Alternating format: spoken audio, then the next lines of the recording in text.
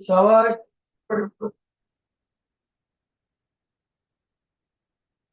बेटे only one student has switched on camera, Sumanpreet. Otherwise class will not be started. Everybody has to start switch on the camera. Everybody without exception. जो जो on कर रहे हैं note down their names. जो on नहीं कर रहे हैं लेकिन स्क्रीन पे आ रहे हैं उनको आउट कर दो क्लास।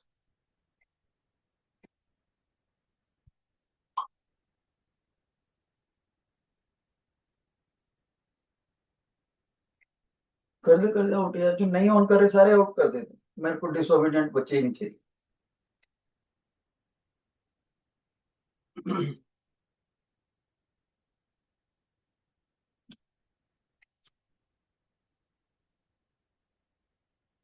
So बेटे, we all are doing electromagnetic induction. That chapter will be pursued further.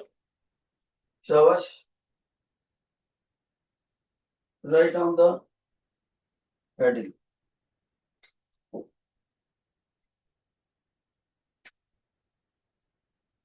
Please be ready with your notebooks. Okay? कुछ न्यूमेरिकल भी कर सकते हैं आप। आपका नोटबुक ओके सर। पेन आपके साथ होना चाहिए।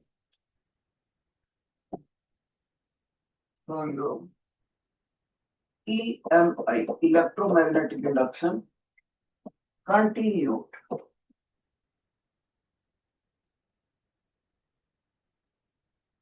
Look बेटे, as per Faraday law, we have discussed the concept of induced current. Induced current in a coil, और उस करंट का हम फायदा ले सकते हैं, या वो एंटी क्लॉकवाइज फ्लो करेगा या क्लॉकवाइज। लेंजिस लॉ को भी हमने फॉलो कर लिया। लेकिन एक बंदे ने बोला कि कॉइल के अंदर तो आप ये कुछ कर पा रहे हो, पर मान लीजिए मैं आपको कॉइल देता ही नहीं। बिल्ले बदमाश ना करावा गल में। मैं आपको कहता शीट देता हूं मेटल की, शीट ऑफ मेटल। हमने कहा जी ठीक है। कहता है या फिर मैं आपको देता हूं block of the metal. Continuous मतलब कॉइल नहीं दे रहा, वो अंदर एक तार नहीं दे रहा, या तो शीट दे रहा है या ब्लॉक दे रहा है। वायर नहीं दे रहा है, ऐसे वायर नहीं दे रहा, राइट, नॉट वायर। हमने कहा सर अब क्या करें। कहता है इसमें भी तो चेंज इन फ्लक्स ला सकते हो आप। सर कैसे। कह रहा मान लीजिए ये आपका मैग्नेट है और ये नॉर्थ है ये साउथ है, and approach this magnet towards the sheet of the metal. What will happen, we said as the magnet will approach the metal sheet, more and more magnetic flux will be linked with the plate.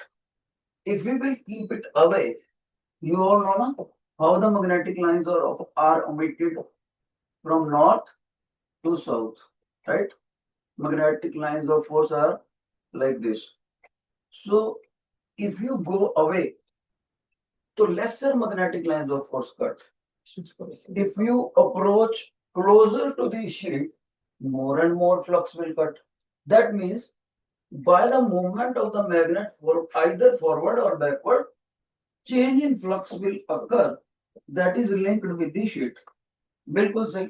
और Faraday law लगना ही चाहिए। Induced EMF is equal दस बिल्ले बदमाश ना करावा गल में। to of flux. Induced EMF is equal to rate of change of flux. Who says? Faraday law. Faraday says, okay. तो इसका मतलब है अब इंड्यूस्ड ईएमएफ तो इंड्यूस्ड करंट पैदा करता है, लेकिन तार में, वायर में। यहां पर क्या करेगा, यहां तो कोई वायर ही नहीं, चेंज इन फ्लक्स यहां भी आ रहा है।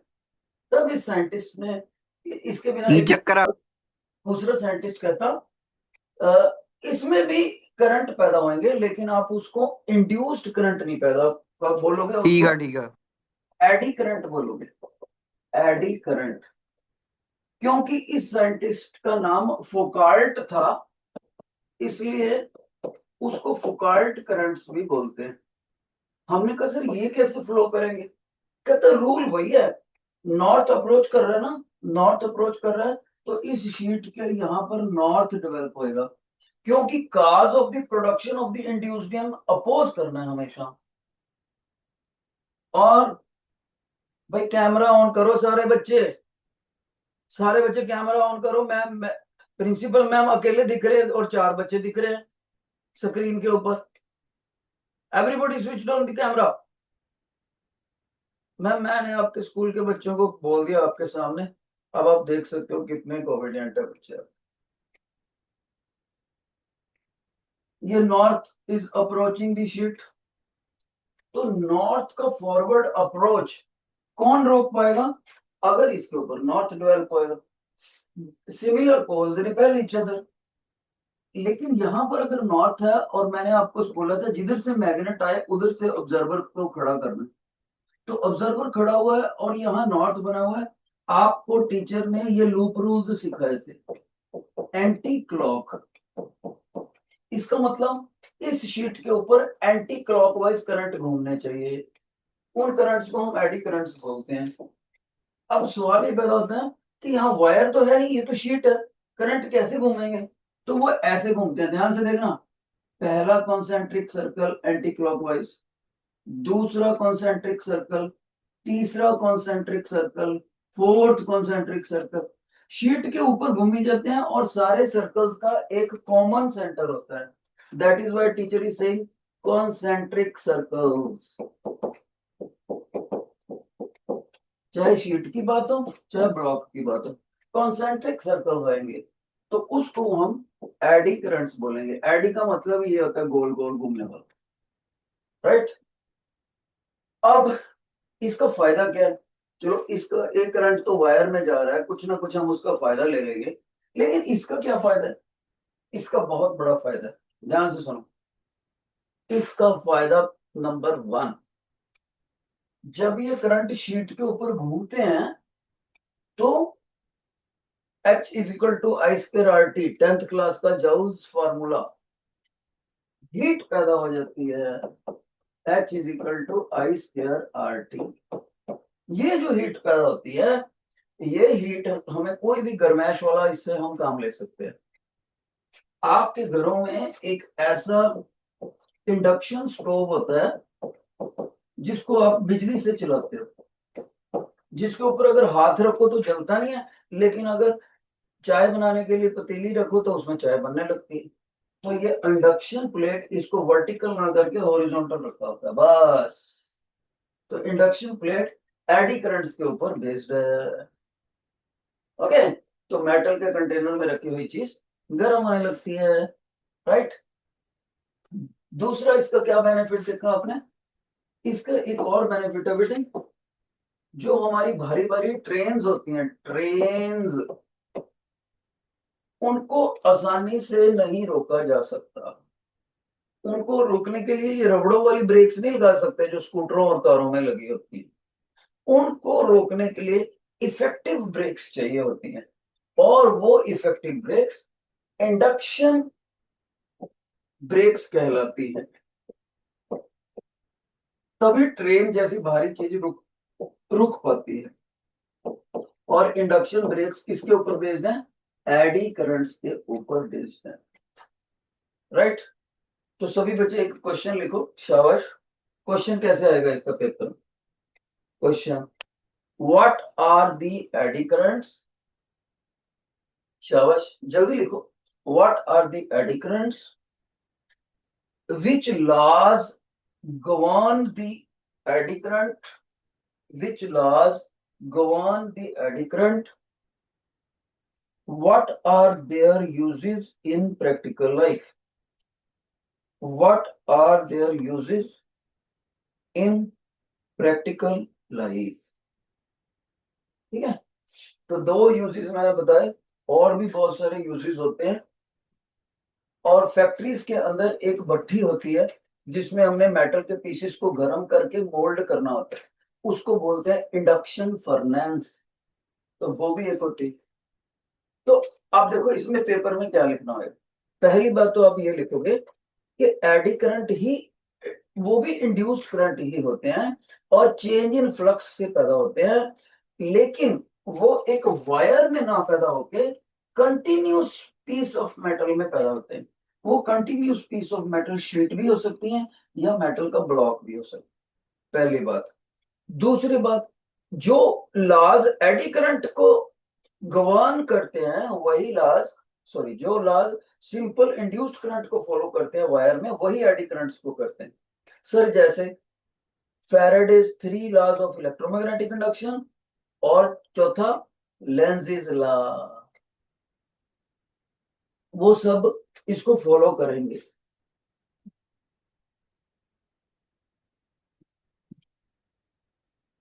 अगली बात, अब बच्चा कहता है सर इसकी प्रैक्टिकल लाइफ में यूजेस क्या है, तो उसका नाम मैंने बता दिया, induction stove, which is widely used in kitchens.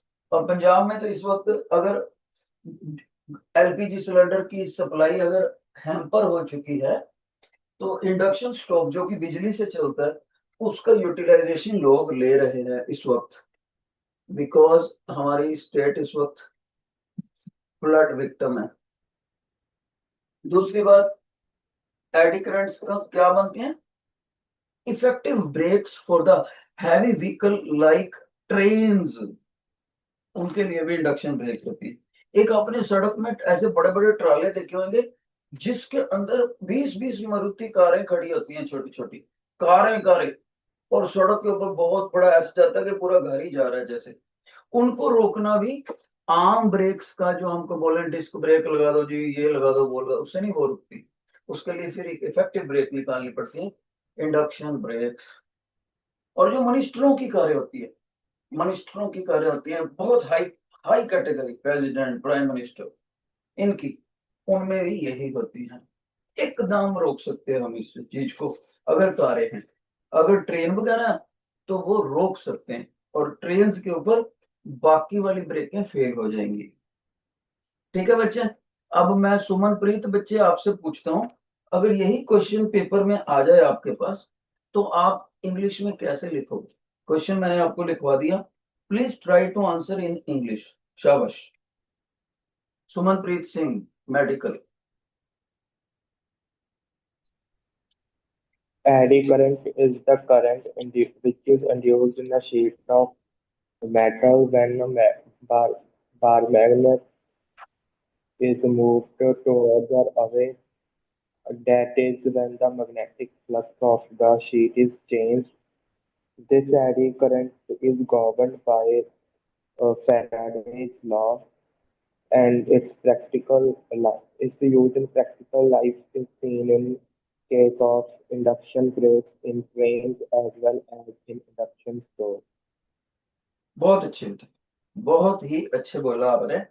अब मैं बोर्ड के सिलेबस के मुताबिक नया आर्टिकल करूंगा। देखो बेटे, जो बच्चा ध्यान से सुनता है वो एट दी स्पॉट ही बता देता है। देखो, शाबाश दूंगा मैं इस बच्चे को, सुमनप्रीत सिंह को, उसने भी आपके मुकाबले में सुना है और बता दो। गर्ल्स में है कोई जो इसका मुकाबला कर सके बच्चे? एनी सिंगल गर्ल जो कहती है सर मैं एडी करंट क्या होते हैं बता दूंगी, और इसको कौन कौन से लॉज फॉलो करते हैं, फैराडे और लेंज लॉ, वो भी बता दूंगी, और इसकी कौन कौन सी एप्लीकेशन है वो भी मैं आपको बता दूंगी, लेकिन इंग्लिश में बताना है। Any student among girls confident enough, question is what is eddy current, which laws govern it, what are its practical life applications? Anybody बच्चे? गर्ल्स में, गर्ल्स में देखो भाई कितनी गर्ल्स आ रही हैं, कैलकुलेटर लेके काउंट करो। गर्ल्स में आ रही हैं, लेट मी सी, जीरो गर्ल्स, जीरो गर्ल्स आ रही हैं दोनों सेक्शंस में मिलाकर। तो कोई भी लड़की में सुमनप्रीत सिंह जितना बॉयज जितना हौसला नहीं है। ओके, चलो आगे बढ़ते हैं। अब मैंने अपने बच्चों को कराना है एक आर्टिकल, जिसका नाम है, शाबाश सभी लिखो, शाबाश, Fleming right hand rule. Fleming right hand.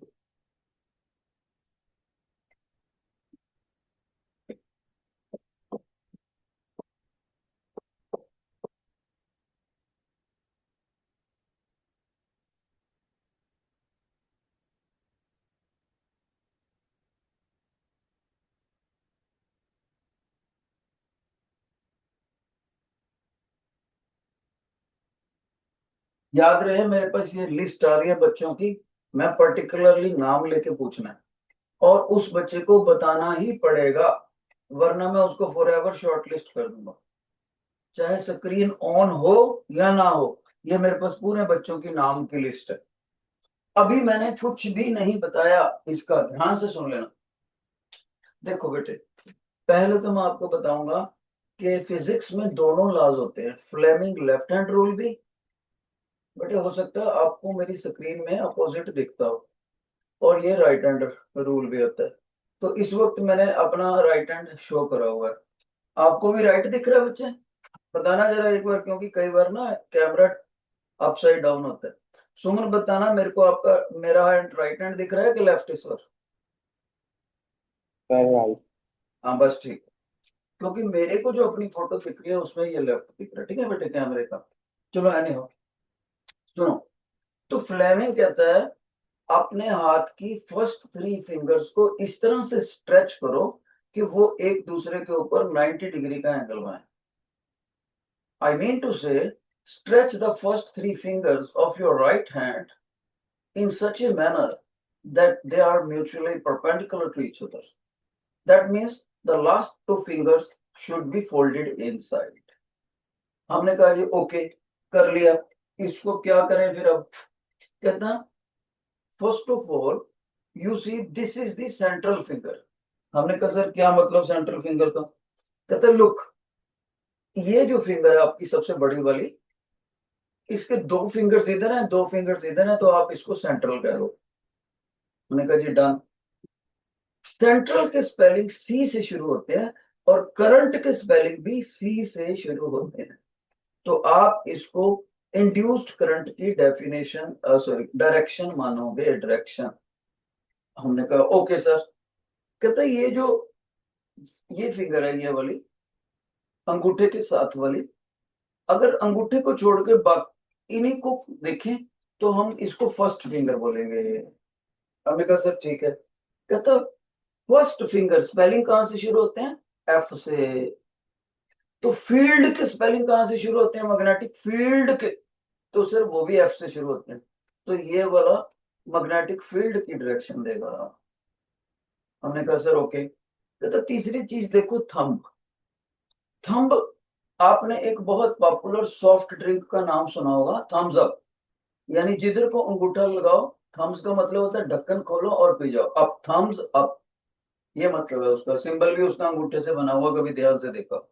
तो हम यहाँ पर बोलेंगे थम्स अप का मतलब है जिधर को जोर लगाकर हमने कंडक्टर को मूव करवा दिया, जिधर को जोर लगा के हमने कंडक्टर को मूव करवा दिया, तो ये डायरेक्शन यानी मोशन ऑफ द कंडक्टर।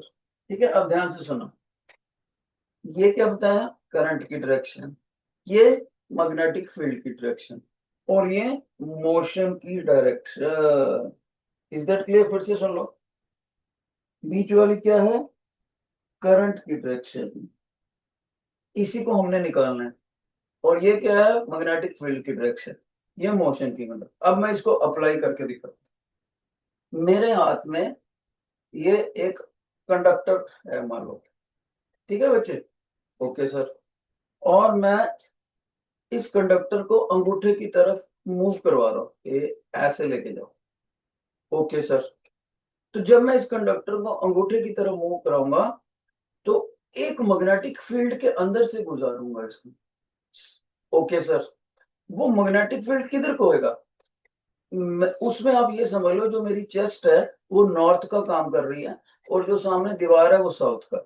यानी यहां से मैग्नेटिक लाइंस ऑफ फोर्स निकल के सामने जा रही है। दैट मीन्स यहाँ पर एक ऊंची हाइट की हॉर्स शू मैग्नेट पड़ी है जिसका नॉर्थ मेरी चेस्ट की तरफ है और साउथ सामने है, तो मैग्नेटिक लाइंस ऑफ फोर्स ऐसे जा रही है जैसे मेरा हाथ जा रहा है, आप लोगों की तरफ आ रहे हैं। Okay, if the magnetic field is in this direction and motion is of the conductor yani wire, straight line wire is perpendicular to it vertically upward, तब इसमें एक इंड्यूस्ड करंट फ्लो करने लगेगा जिसकी डायरेक्शन इधर को होएगी। कैसे पता लगा? ये देखो, करंट वाली फिंगर मैं हिला रहा हूं इस वक्त, करंट की डायरेक्शन, और मोशन की जो थंब बता रहा है, और मैग्नेटिक फील्ड ये वाली फिंगर, मैग्नेटिक फील्ड जो इस वक्त हिल रही है ना, वो जो इस वक्त अकेली फिंगर हिल रही है मेरी, वो मैग्नेटिक फील्ड मेरी चेस्ट से बाहर को आ रही है, और अंगूठा जो है वो इसकी मोशन बता रहा है ऊपर को। तो इसमें करंट किधर को जाएगा? यहां से यहां की तरफ जाएगा, इंड्यूस्ड करंट है, राइट? इंग्लिश में कैसे बोलेंगे? If the first three fingers of the right hand are stretched mutually perpendicular to each other, it is found that if the straight line conductor is moved in the direction of the thumb in a perpendicular magnetic field given by the first finger direction, then direction of the central finger gives the direction of the induced current developed in the wire. Clear है? अब मेरे को अश्मीन बच्चा बताएगा, अश्मीन Kaur medical, कि बेटे किसी भी लैंग्वेज में बताओ, पंजाबी, हिंदी, इंग्लिश, कि ये तीनों फिंगर्स कौन कौन सी डायरेक्शन बताती है? Sir, if they all are stretched mutually perpendicular, first three fingers, the thumb gives the direction of the motion of the conductor. Correct. The index finger gives the direction of the magnetic field. Correct. And the middle finger gives the direction of the induced current. हाँ, induced current developed, ये भी बोलना है साथ में, induced current developed in the straight line conductor. Got it? Yes. यही चीज मैंने पल्लवी से पूछना है। पल्लवी बच्चा मेरे को बता के छोड़ेगा कि ये तीनों फिंगर्स क्या क्या डायरेक्शन बताते हैं। हाँ जी बेटे। The thumb, when the fingers are stretched mutually perpendicular to each other, the thumb gives the direction of force of the conductor. Index finger gives the direction of magnetic field, and middle finger gives the direction of current. Induced current along the straight line. Correct, शाबाश। अब बेटे हमने एक article करना है जिसका नाम है मोशनल फोर्स, और इस आर्टिकल को करने के बाद ना हम जब भी लेक्चर को अपलोड करेंगे तो हम एक असाइनमेंट भी अपलोड कर देंगे, आप YouTube से उसको करने की कोशिश करना, ठीक है? अच्छा, जो हमने आर्टिकल करना है उसका मेन आर्टिकल तो है मोशनल EMF, पर वो तभी समझ आ सकता है जब उसकी स्पोर्ट में एक आर्टिकल समझ आए जिसका नाम है लॉरेंट्ज मैग्नेटिक फोर्स, ठीक है? तो पहले स्पोर्ट वाला आर्टिकल करना पड़ेगा। लेट्स डू लॉरेंट्ज मैग्नेटिक फोर्स, ये तो है हेडिंग का नाम, और F सबस्क्रिप्ट M, राइट? तो सभी बच्चों को पता ही है क्योंकि ये फोर्स है तो इसका SI यूनिट है न्यूटन, CGS यूनिट है डाइन, न्यूमेरिकल करते वक्त आपको न्यूटन में डाटा डालना होता है, और ये भी पता है 1 न्यूटन 10⁵ डाइन होता है, और ये एक वेक्टर क्वांटिटी, और छोटे से m का मतलब है मैग्नेटिक, इसका मतलब इलेक्ट्रिक लॉरेंट्ज फोर्स भी होता है, उसकी बात हम आज नहीं करेंगे, हम मैग्नेटिक की। ये साइंटिस्ट हमें क्या बताता है, ध्यान से सुनना बच्चों।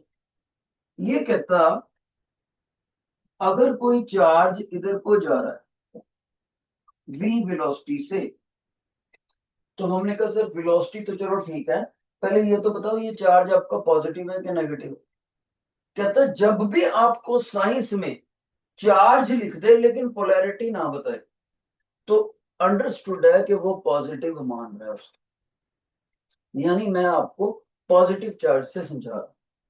when a charge is moving in this direction with velocity v, हमने कहा ठीक है सर, और जब जहां ये मूव कर रहा है उधर को एक मैग्नेटिक फील्ड उस स्पेस में ऐसे जा रहा है, मैग्नेटिक फील्ड। हमने कहा सर ठीक है, कहता है इन दोनों की डायरेक्शन में लार्जर एंगल बताओ। हमने कहा सर इसकी हरी वाली डायरेक्शन ये है, पीले वाली ये है, तो लार्जर एंगल तो ये हुआ इनकी डायरेक्शन से। कहता है ये नहीं लेना, व्हाइट वाला नहीं लेना, आपको इनकी डायरेक्शन में स्मॉलर एंगल लेना है, ब्राउन वाला लेना है। हमने कहा सर ठीक है, तो कहना क्या चाहते हो? कह रहा है जब एक चार्ज मैग्नेटिक फील्ड में सर्टेन एंगल बना के मूव करता है तो ये मैग्नेटिक फील्ड उस चार्ज के ऊपर एक फोर्स लगाता है, और जिधर को ये चार्ज जा रहा था स्ट्रेट लाइन में उधर को नहीं जाने देता, क्योंकि फोर्स लगने से ये इसकी दिशा चेंज कर देता है। कहता वो जो फोर्स लगेगा उसी को लोरेंट्स मैग्नेटिक फोर्स बोलते हैं। मैग्नेटिक इसलिए क्योंकि मैग्नेटिक फील्ड ने लगाया, लोरेंट्स इसलिए क्योंकि सबसे पहले इसी साइंटिस्ट ने बताया, किसी ने और ने बताया, यानी उसको रिस्पेक्ट देने के लिए। तो हमने कहा सर वो जो भी फोर्स लगेगा, जिसको भी आप कह रहे हो फोर्स को, वो निकालना कैसे? कहता है ऐसे निकालना, ध्यान से सुनो। कह रहा है Lorentz magnetic force is given by q v cross v cross B, ये लोरेंट्स मैग्नेटिक फोर्स। हमने कहा सर ये तो क्रॉस प्रोडक्ट डाल दिया आपने। कहता है यस, तो इसका मैग्नीट्यूड कितना होगा? तो वेक्टर का चैप्टर अगर याद हो +1 का, तो वो क्रॉस प्रोडक्ट में हमेशा साइन आता है, q v B sine of the smaller angle between the directions of two vectors. Smaller angle बेटे, लार्जर मत ले लेना व्हाइट वाला, फिर गड़बड़ हो जाए। ये इसने बताया। हमने कहा सर आपने ये बता तो दिया, दो चीजें और भी बता दो। कहता क्या? एक तो इसकी डायरेक्शन हमें बता दो, और एक हमें ये बता दो ये कम से कम कितना हो सकता है, मिनिमम, और ये भी बता दो ये ज्यादा से ज्यादा कितना हो सकता है, मैक्सिमम, ताकि हमें इसकी एक रेंज पता लग जाए कहां से कहां। कहता डन। अभी सुनो, चलो पहले तो इसकी आपने डायरेक्शन देखनी है, तो आपको पता ही है जब भी क्रॉस प्रोडक्ट हो तो राइट हैंड पाम रूल लगाना पड़ता है। हमने कहा सर हमें नहीं कुछ समझ आया, क्या कह रहे हो आप राइट हैंड पाम रूल? तो लो अभी समझाता हूँ। आपके फार्मूले में पहला वेक्टर कौन सा है? v, दूसरा कौन सा? b। दोनों वेक्टरों को आप देखो ध्यान से। हमने कहा सर ग्रीन वाला v है और येलो वाला b है। कहता ठीक है, ऐसे मान लेते हैं। ये लो, ये टीचर ने आपको पेंसिलें भी बना के दिखा दी, इनके बीच का एंगल थीटा है, राइट? तो अब आपने ध्यान से सुनो, येलो जो पेंसिल है ना बेटे, पेंसिल, ये आपको बता रही है ग्रीन वेक्टर, राइट? और कोई कलर है ये? दोनों ही ब्लैक होगी ना पेंसिल। चलो, एक मेरे पास बिल्कुल डार्क ब्लैक पेंसिल है, डार्क ब्लैक। मैं इसको अपनी शर्ट के आगे करता हूं तब आपको समझ आए। कंट्रास्ट में देखेंगी, ऊपर वाली पेंसिल है ग्रे जो कि वेलोसिटी को बताती, नीचे वाली पेंसिल है ब्लैक जो कि येलो वेक्टर को दिखाती।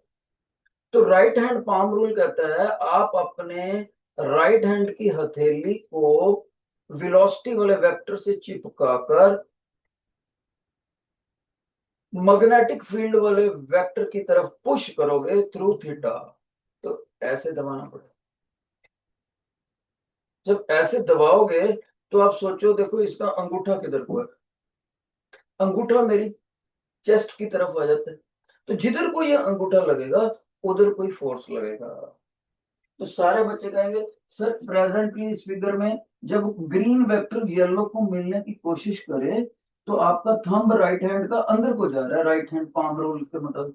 तो जो अंदर है इस ब्लैक बोर्ड के परपेंडिकुलरली इनवर्ड, क्या वही लॉरेंट्ज फोर्स की डायरेक्शन होगी? बिल्कुल सही।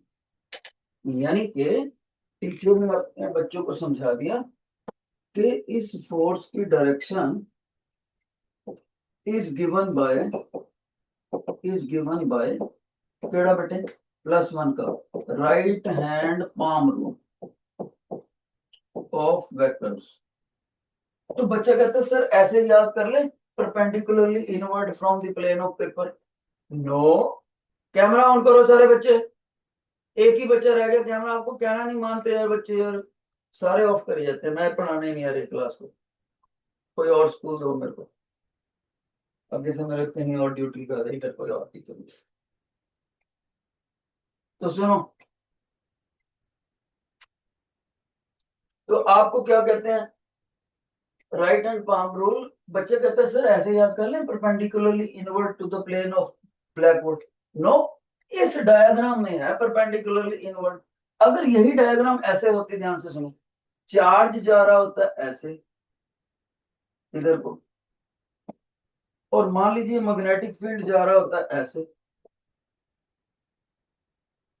और ये थीटा होता, तो v क्रॉस b, देखो ग्रीन वेक्टर व्हाइट को मिलने की कोशिश करेगा राइट हैंड पाम रूल से, तो अंगूठा आउटवर्ड आ गया परपेंडिकुलरली। फिर से देखो, green, the palm of the right hand joined with the green vector velocity vector is pushed towards the magnetic field vector through angle theta. Then in whatever direction your thumb is, ये देखो thumb is perpendicularly outward, that gives the direction of the force. इसलिए आपने पक्का याद नहीं करना perpendicularly inward है क्या आउटवर्ड, आपने तो ये बोलना given by right hand palm rule. दूसरी बात, अब आप जब इसका मैग्नीट्यूड देखते हो तो इसमें एक ट्रिग्नोमेट्रिक रेशो आती है साइन। साइन की न्यूमेरिकली मिनिमम वैल्यू होती है 0 और मैक्सिमम वैल्यू होती है 1। तो जब आप इसकी मिनिमम वैल्यू पुट करोगे तो साइन 0 होते फोर्स आ जाएगा 0 न्यूटन मिनिमम। कब? If theta is equal to 0 degree. 0 degree का क्या मतलब है, ग्रीन और येलो वेक्टर दोनों एक ही डायरेक्शन में हो, ग्रीन भी उधर को ही येलो भी उधर को। दूसरा बच्चा कहता है sir wait wait wait wait, आपको पता है कि साइन 180 पर भी 0 होता है? I said yes. अगर ये दोनों अपोजिट डायरेक्शन में होंगे तो थीटा हो जाएगा 180 डिग्री, तब भी साइन 0 ही है, तो उस वक्त भी फोर्स 0 ही होगा। दो केस हो गए, चाहे ये वाला चाहे ये वाला, दोनों में फोर्स 0 होएगा और मिनिमम होएगा और 0 न्यूटन है। तो सर मैक्सिमम कब होएगा? भाई जब साइन थीटा मैक्सिमम होएगा तब ये मैक्सिमम होएगा। सर साइन थीटा की मैक्सिमम वैल्यू तो 1 होती है और वो थीटा 90 पे होती है। I said yes. तो जब थीटा 90 डिग्री होगा तो सभी बच्चों को पता है साइन 90 डिग्री 1 होता है, तो इसलिए फोर्स उसको 1 पुट करेंगे तो मैक्सिमम फोर्स हो गया इतना। तो रेंज ऑफ द फोर्स क्या बनी, देखो यहाँ 1 मल्टीप्लाई कर रखते हैं। रेंज ऑफ द फोर्स होगी कम से कम 0 से लेकर मैक्सिमम क्यू वी बी तक। ये ओके। अब यहाँ पर एक रीजनिंग क्वेश्चन आता है पेपर में, बड़ा अच्छा रीजनिंग क्वेश्चन, ध्यान से सुना, कई बार रिपीट हो चुका कई बार। वो कहता एक चार्ज है, वो किसी जगह से ऐसे एंटर करा स्ट्रेट लाइन में और स्ट्रेट लाइन में ही गुजर गया, बिल्कुल भी मुड़ा नहीं है इधर उधर। तो आप गारंटी से कह सकते हो जिस जगह से ये गुजरा वहां पर मैग्नेटिक फील्ड है ही नहीं, मैग्नेटिक फील्ड है ही नहीं। हम कहेंगे देखो भाई, जब कोई चार्ज मैग्नेटिक फील्ड से गुजरता है ना तो ये फार्मूला होता है फोर्स का। और अगर आप इस मैग्नेटिक फील्ड को 0 पुट करते हो तो पक्के तौर पर फोर्स 0 हो जाएगा, क्योंकि ये मल्टीप्लिकेशन में आ रहा है। मैग्नेटिक फील्ड को 0 करके फोर्स 0 होएगा, ये तो हम मानते हैं, लेकिन गारंटेड तौर पर तुम ये नहीं कह सकते कि यहां पर मैग्नेटिक फील्ड है ही नहीं। कहता अभी तो बता रहा है बी को 0 पुट करके फोर्स 0 आ जाएगा, तो चार्ज सीधा निकल जाएगा जब फोर्स लगा ही नहीं।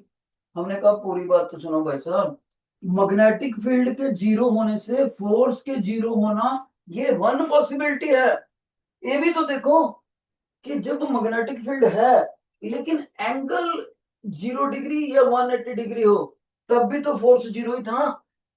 यानी जब चार्ज उधर को जा रहा है और मैग्नेटिक फील्ड वहां पर है, लेकिन उसकी डायरेक्शन या तो पैरेलल है या फिर एंटी पैरेलल है चार्ज की डायरेक्शन के।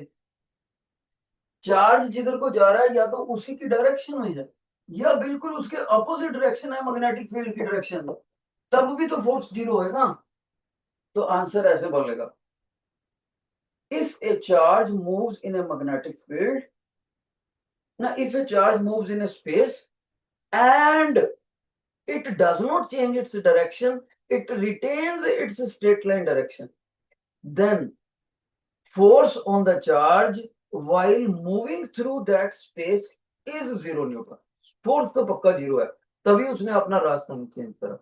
Second point, but we can not confirmly say that magnetic field in that space is zero, because being a magnetic field equal to zero and getting force on the charge equal to zero, this is one of the possibility. Force can also be equal to zero if magnetic field exists there. It is non-zero, but theta is either 0 degree angle or 180 degree angle. Charge moves in the direction of magnetic field or opposite to the direction of magnetic field. In those cases, force will also be zero. So we cannot conformly say that in that space magnetic field is zero. This is one of the case. It can be the possibility that due to absence of magnetic field, force is zero. समझ आया बच्चे? ये वाला, जिन बच्चों को ये समझ आया, ये वाला लास्ट वाला पॉइंट जो पेपर में आया ही आया, वो मेरे को थम्स शो करेंगे स्क्रीन पर। थम्स शो करो। ओके, अब मैंने इसका आंसर पूछना है एक बच्चे से, और मेरे को पता है वो बच्चा आंसर दे के छोड़ेगा, और मैंने उसी से पूछना है जो स्क्रीन से गायब होगी अभी अभी। गुड़िया बहुत शार्प गुड़िया है हमारी, उसका नाम है सुखनूर। ये क्वेश्चन के वक्त चला गया थोड़ी सी, एकदम गया सर ने क्वेश्चन का ना स्क्रीन ऑफ, ऐसे नहीं चलेगा भाई मेरे साथ। सुखनूर आपको जवाब देना बेटे। क्वेश्चन ये है, फिर से सुनो। A charge moves in a space and while entering in the straight line and while passing through the straight line, it retains its straight line direction, does not change its direction. Comment on this terms. क्या क्या कब force zero होता है, सब बताओ। बताओ बेटे, English में बताना। देखो मेरे को पता है आप बता सकते हो। So can you repeat the question? Question है, हिंदी में बता दो। जिस जगह एक चार्ज है उसको हमने स्ट्रेट लाइन भेजा, लेकिन इस स्पेस में से गुजरते हुए वो फिर भी स्ट्रेट लाइन में ही निकल गया, तो आप क्या कह सकते हो, इस स्पेस में मैग्नेटिक फील्ड है कि नहीं है, कि वो फोर्स उस पर लगा कि नहीं लगा, तो ये सारा बताना आप। स्ट्रेट लाइन पहले तो ये बताओ, फोर्स लगेगा उसके ऊपर कि नहीं, अगर सीधा ही निकल जाए तो? सर लगेगा। नहीं लगेगा बेटे। अगर फोर्स लगेगा तो उसकी डायरेक्शन इधर उधर नहीं हो जाएगी। अगर इसके ऊपर फोर्स लगेगा, अभी हमने इसी राइट हैंड पाम रूल से पढ़ा, तो वो खत्म मारेगा चार्ज को, स्ट्रेट लाइन में जाने ही नहीं देगा वो। पहली बात आप कहोगे कि चार्ज सीधा ही निकल गया, इसलिए फोर्स तो जीरो। अब force is zero. Force zero होने के कौन कौन से चांसेस हैं, ये चलो मेरे को एक और बच्चा बताएगा जिसका नाम है कोमलप्रीत कौर। बेटे बताओ, फोर्स जीरो है, magnetic field zero. Magnetic field zero, one of the possibility. और कोई कारण? और कोई कारण है? Sir theta 180। थीटा 180 हो सकता है। और कोई?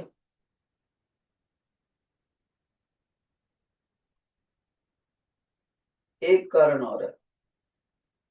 सुमनप्रीत, इसने कौन सा कारण नहीं बताया बेटे? इसने ये भी बता दिया ये भी बता दिया, दो पॉसिबिलिटीज, एक नहीं बताई इसने, कौन सी बच्चे? थीटा 0। हाँ बिल्कुल, पवन ने बताया सर थीटा 0 पे भी तो करोगे। तो इसका मतलब ये हुआ, इसका मतलब ये हुआ कि शॉर्ट में बताऊं, फोर्स का फार्मूला था लॉरेंट्ज फोर्स का ये फोर्स तब जीरो होगा, कब जीरो है? देखो पहला केस, वहां पर चार्ज है लेकिन वो मूव ही नहीं कर रहा, मूव नहीं कर रहा तो हम कहेंगे चार्ज एट रेस्ट। जब चार्ज खड़ा हुआ होता है ना मैग्नेटिक फील्ड में, तो वेलोसिटी जीरो हो जाएगी। मैग्नेटिक फील्ड के अंदर खड़ा रहे वो एक जगह पर, फोर्स नहीं लगेगा उसको। या फिर मैग्नेटिक फील्ड ही ना हो वहां पर, जीरो टेस्ला हो, या फिर थीटा 0 डिग्री हो, या फिर थीटा 180 डिग्री। ये चार केसेस बनते हैं जब फोर्स जीरो है। तो आप ये नहीं कह सकते कि फोर्स जीरो है जी तो पक्का बस सिर्फ यही मैग्नेटिक फील्ड कंफर्मली जीरो है, ऐसे गारंटी से नहीं कह सकते। ये तो वन ऑफ द पॉसिबिलिटी है। ये पेपर में बार बार पूछा जा चुका, पंजाब बोर्ड में भी पूछा जा चुका है, सीबीएसई में भी, आईसीएसई में भी, और एक बार तो सिविल सर्विसेज एग्जाम में भी पूछा था, आईएएस के, जो आईएएस के बच्चे पढ़ते हैं। ओके, अब हम पढ़ते हैं बेटे मोशनल ईएमएफ। सभी बच्चे लिखो, मोशनल ईएमएफ। ये क्या चीज है? पहले तो दो लाइनें लिखो पेन से, इसकी मैं लिखाता हूं। लिखो बेटे, when a straight line conductor, सभी बच्चे लिखेंगे, थोड़ा सा प्रैक्टिस करनी चाहिए लिखने की, कहीं भूल ही ना जाओ आप। When a straight line conductor, यानी कि metallic conductor, moves perpendicular to the direction of magnetic field, moves perpendicular to the direction of magnetic field, comma, across the edges of the straight line conductor, across the edges of the straight line conductor, and induced EMF is developed, and induced EMF is developed, which is called motional EMF, which is called motional EMF। अब देखो बेटे कैसे, ध्यान से सुनना, ये अच्छा article है और आज का हम लास्ट कर रहे हैं और सिलेबस में है। देखो ये बेटे मैंने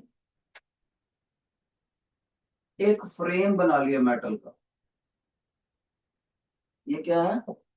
वायर फ्रेम, थोड़ी मजबूत वायर है, आप समझ लो कि ऐसे मैंने सरिये रख लिए बस, ठीक है? ओके, अब टेबल के ऊपर इनको लिटा दिया, टेबल के ऊपर, टेबल की बैक साइड से, नीचे से टेबल के चुंबकीय लाइनें छोड़ी, स्ट्रॉन्ग है, या ऊपर से छोड़ी, आप कह सकते हो हॉर्स शू मैग्नेट है, इधर नॉर्थ है टेबल के ऊपर और टेबल के नीचे साउथ है। देखो अगर ये टेबल हो, देखो अगर ये टेबल हो तो मैंने हॉर्स शू मैग्नेट ऐसे लगा दिया, इधर नॉर्थ और ऐसे घूम के ये टेबल के नीचे साउथ, तो magnetic lines of force table के अंदर को जा रही। तो आपको बोला था अगर किसी एरो को बैक साइड से देखो, बैक साइड से एरो को बैक साइड से देखो तो वो क्रॉस दिखता है, इसका मतलब मैग्नेटिक फील्ड को क्रॉसेस से दिखा दिया, यानी सारे एरोज की बैक साइड दिख रही है। मतलब बच्चा कहेगा सर आपका कहने का मतलब ये है कि जिस जगह पर ये आपने फ्रेम रखा है वहां पर मैग्नेटिक फील्ड आप परपेंडिकुलरली इनवर्ड दिखा रहे हो। मैंने कहा यस। अगर मैंने डॉट से दिखा दिया होता, क्योंकि इस ऑब्जर्वर को डॉट दिखता एरो, तो सारे एरो बाहर को होते तो परपेंडिकुलरली आउटवर्ड अगर दिखाना हो तो ऐसे डॉट डॉट लगा दें, क्रॉस दिखाना हो तो मैग्नेटिक फील्ड परपेंडिकुलरली इनवर्ड। दो बातें होगी। अब मैं एक और रॉड लेकर आऊंगा सिलेंड्रिकल, उस रॉड को बच्चे मैं इसके ऊपर रोल करूंगा, रोल। देखो ये मेरे पास रॉड आ गई, कलर चेंज कर लेते हैं थोड़ा सा।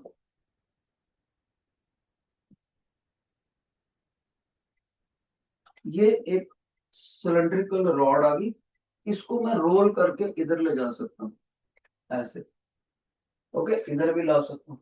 तो बच्चा कहता है सर डू यू मीन कि आपने कंडक्टर को इस मैग्नेटिक फील्ड में v वेलोसिटी से मूव करवाया? I said yes. Do you mean जो क्रॉसिस से आपने परपेंडिकुलरली इन मैग्नेटिक फील्ड दिखाया ये है?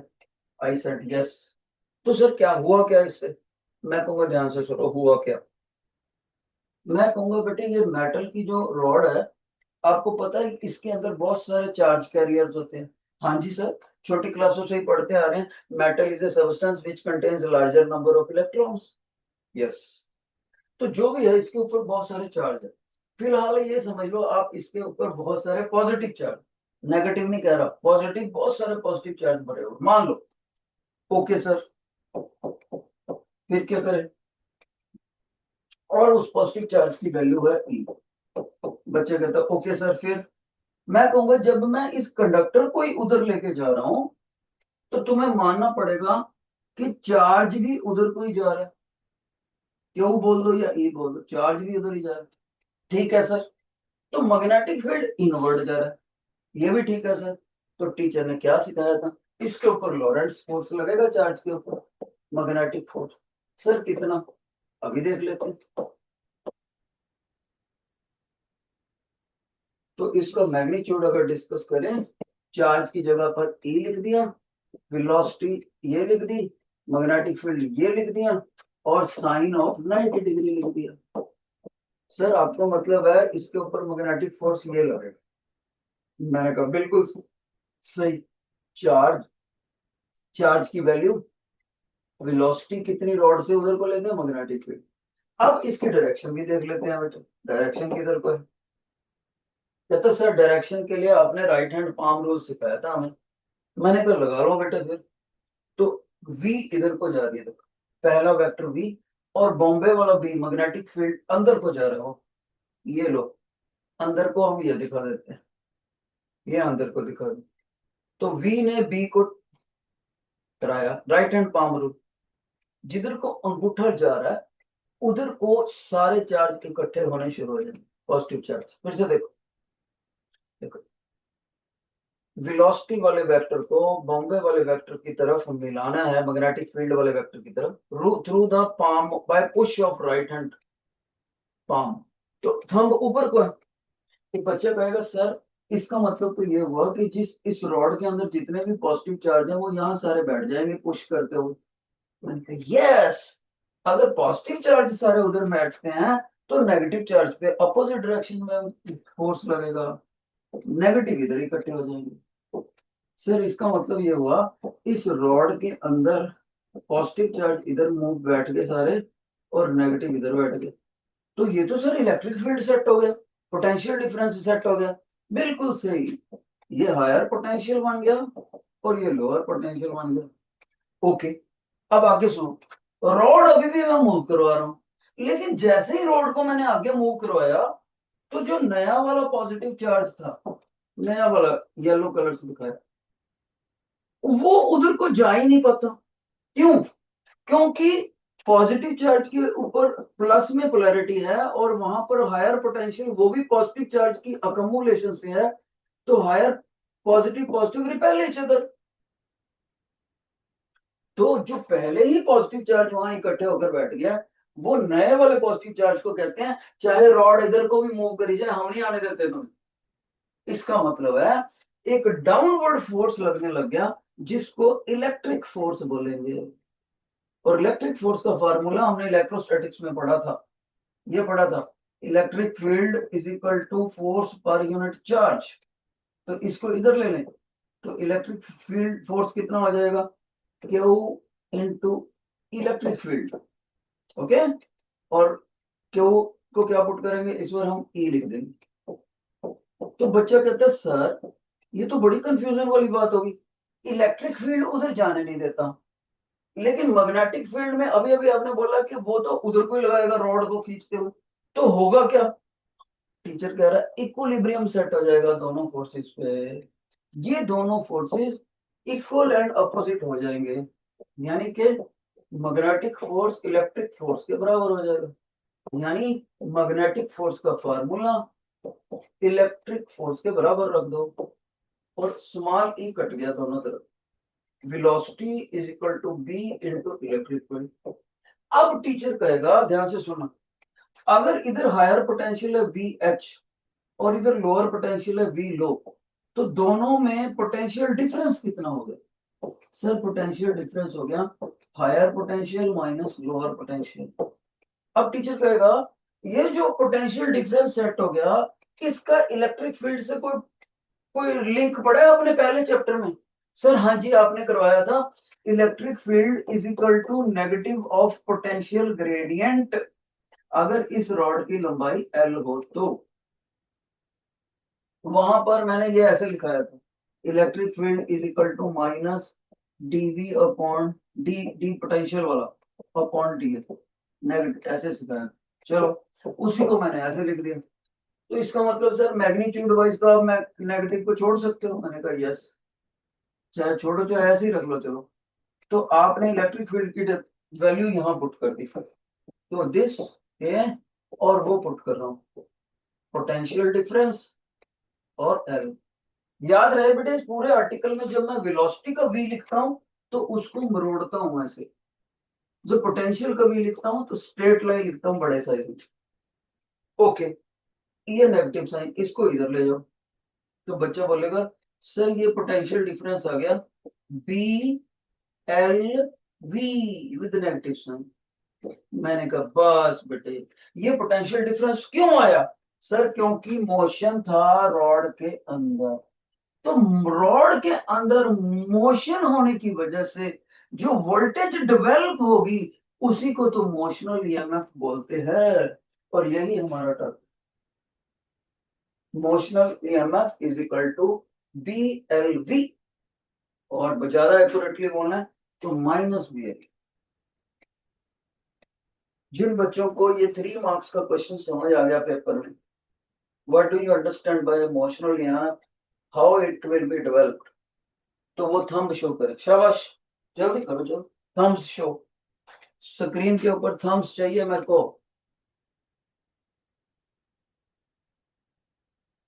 बहुत अच्छे। एक यहां पर और चीज याद करनी, ये जो फार्मूला है ना, ये फार्मूला, इसमें देखो velocity magnetic field electric field, तो मैं यहां से वेलोसिटी भी डिसाइड कर सकता हूँ। तो वेलोसिटी का क्या फार्मूला बनेगा?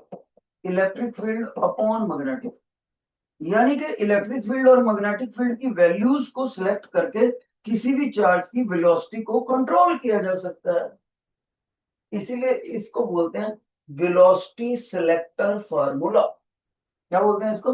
वेलोसिटी सिलेक्टर फार्मूला, कि इलेक्ट्रिक और मैग्नेटिक फील्ड की वैल्यूज को कंट्रोल करके हम चार्ज की वेलोसिटी को कंट्रोल कर सकते।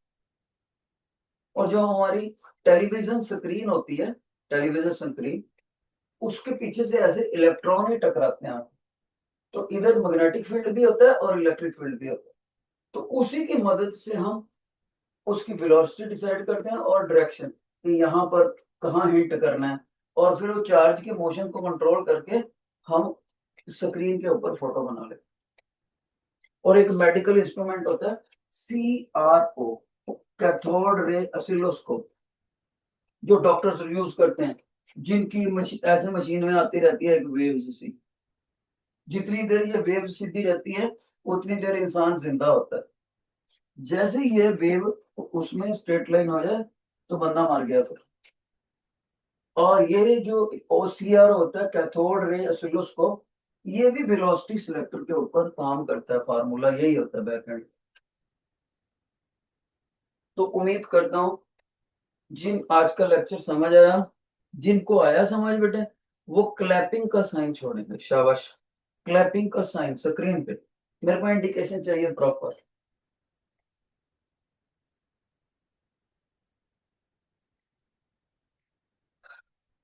ओके बेटे, तो फिर चलें, बाय बाय कहें।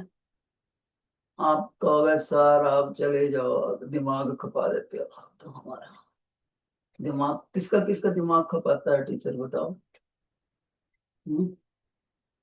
थैंक यू बेटे, मिलते हैं अगली बार। शाबाश।